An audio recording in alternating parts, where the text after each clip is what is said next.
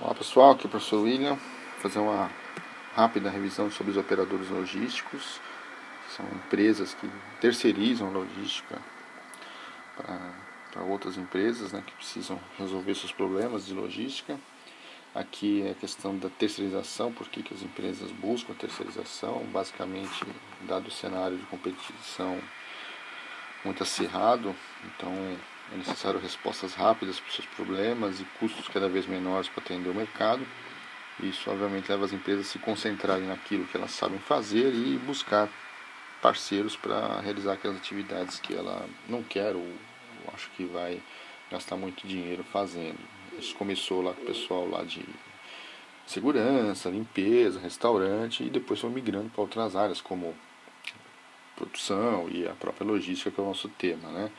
Aqui você tem as grandes motivações, que são as economias de escopo, escala e aprendizagem, basicamente relacionadas às tarefas, né? Aqui no caso, quando eu produzo muito, eu reduzo o custo unitário do que estou produzindo, porque eu estou diluindo meu custo fixo.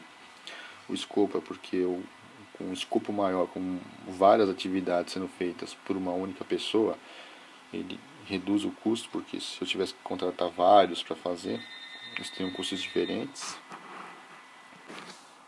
Porque no fundo, quando você tem, por exemplo, vários prestadores, né, por exemplo, o A, o B e o C, cada um vai querer tirar o máximo de lucratividade possível dentro da sua pequena tarefa.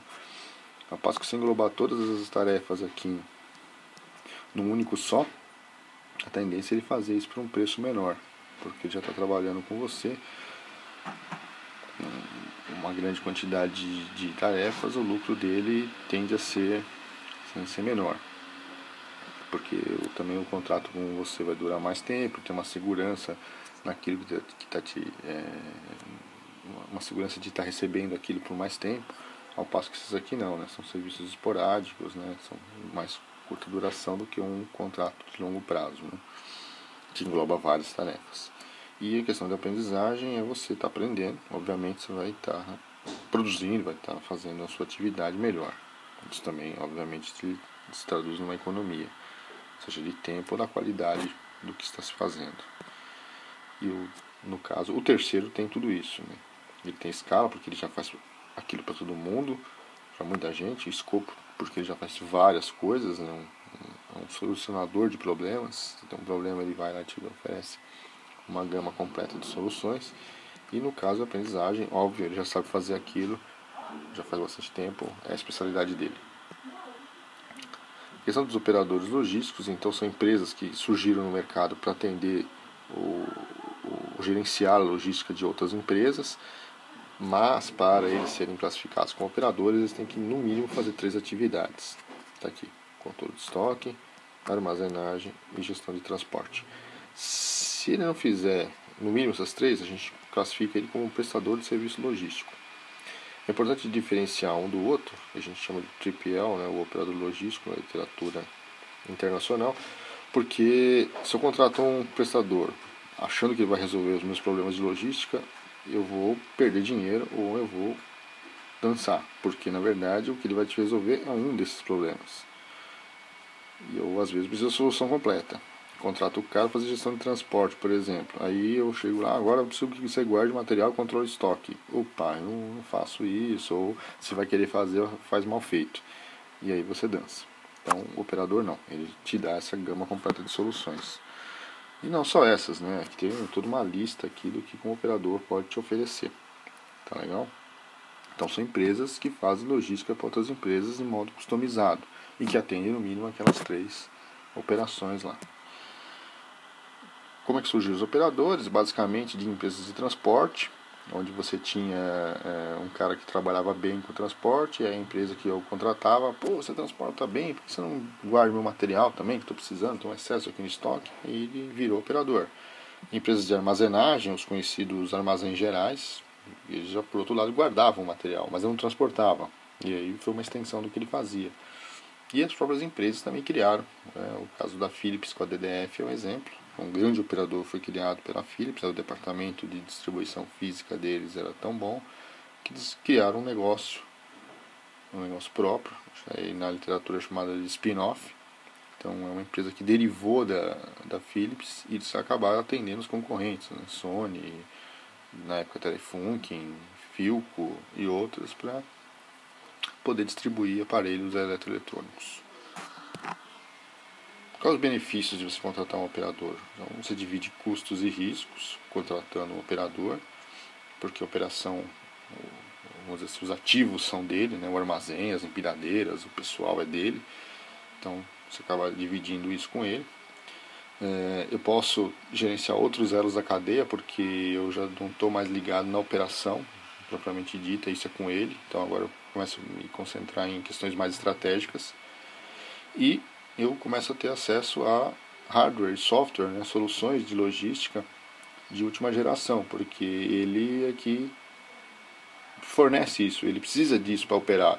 E eu, se eu for fazer, eu não vou comprar esses softwares, esses hardware os melhores possíveis, porque não é um negócio da minha empresa. Como é um negócio dele, ele vai ter. Então eu vou me beneficiar disso. Uma vez, eu dou um exemplo, eu contratei um operador só por conta do software que ele tinha de gestão de transporte. É um software tão bom que ajudaria nas negociações, na redução de custo, então eu contratei o cara por conta disso. Tá? Pra você ver que isso, a importância desse troço. Agora, por outro lado, nem tudo são flores, né? Existem problemas no meio do caminho, que a gente chama de riscos, quando se contrata operador, né? Por exemplo, o risco estratégico, eu vou estar nivelando o meu serviço com os meus competidores. Hoje no mercado você tem uma tendência dos operadores se concentrarem naquele que sabe operar no teu segmento.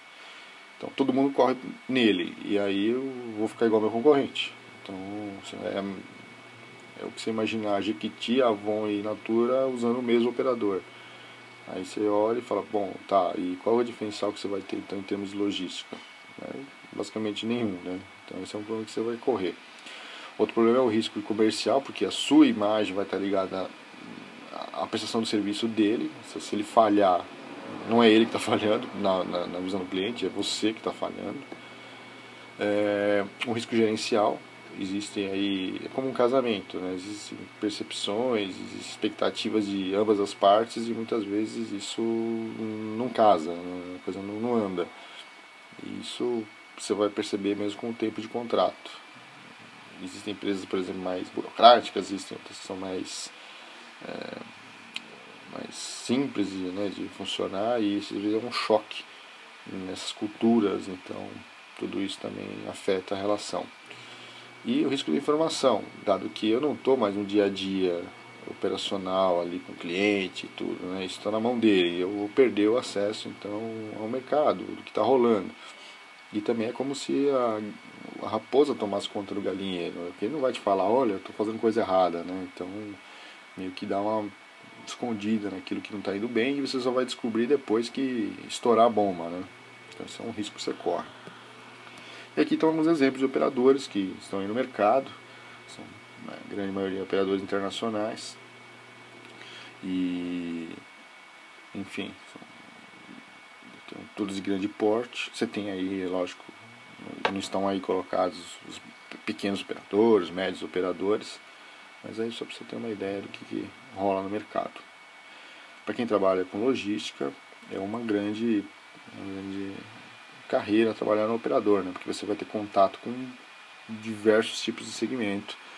Se você trabalha numa DHL, por exemplo, você vai ter clientes grandes de vários segmentos diferentes, você vai aprender a fazer a logística de vários segmentos. Para o povo de marketing, acho que existe possibilidade de carreira sim, porque, como eu falei, são empresas internacionais, grande porte, e se você olhar, agora está melhorando, mas quando eu estava mais tempo aí no mercado, o marketing desses caras era fraquíssimo. Nossa, eles se valiam mais da operação ali, olha, de ouvir falar que era bom, e não tinha um planejamento de marketing adequado. Fica a dica de carreira, tá bom? Acho que é isso aí, um resumo aí geral do que é a terceirização em logística, tá bom? Até logo, pessoal.